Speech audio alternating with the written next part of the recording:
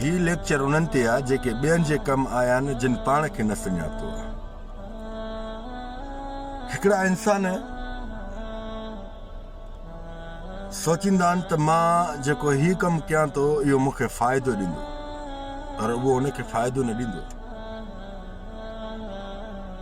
जेसि ताणी इंसान पंहिंजो पाण खे न सम्झी सघंदो त उनखे बि कोई साम्हूं वारा न सम्झी सघंदा।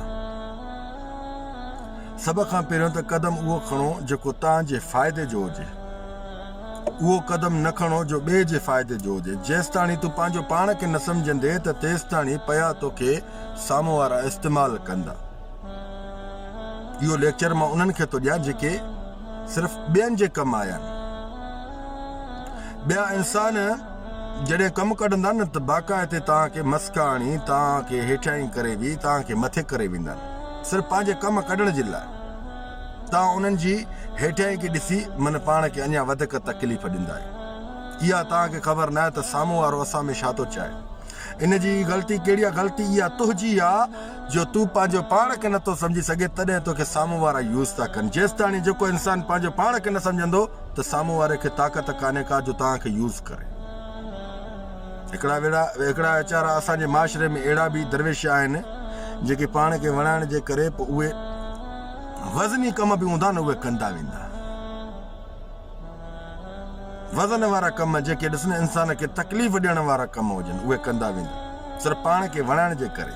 अॻिला वरी तव्हां ॾे मस्कोश ॾींदा, हे छा छोकिरो महिनत थो करे, हिन जहिड़ो शल मां बचो ॼणे।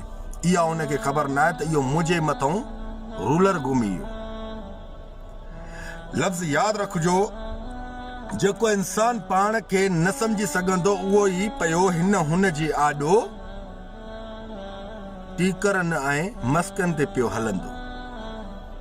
जेको इंसान पाण खे सम्झे न, थोरो वक़्तु तन्हाई में वेहंदा कयो। तन्हाई में जॾहिं वेहंदो न त तव्हांखे तन्हाई हिकिड़ो फ़ाइदो ज़रूरु ॾींदी। कहिड़ो?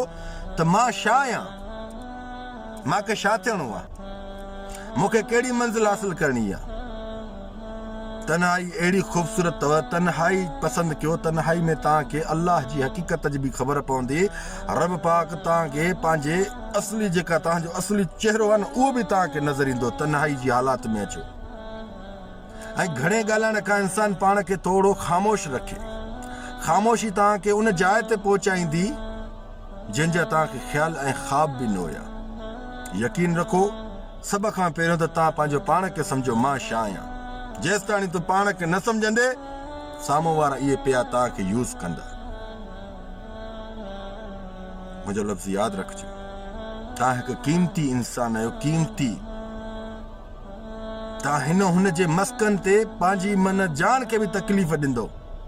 हिन हुन जी मन जेका न जेका हाणे मन हिकिड़ी तव्हां सां हिकिड़ी जेका आहे मन जीअं चवंदा आहिनि त हिन को जो मन शाबाश जो हथु घुमी वञे त उहो इंसान वरी इहो न ॾिसंदो त मूंखे केतिरी तकलीफ़ थी मिले पाण खे वणाइण जे करे।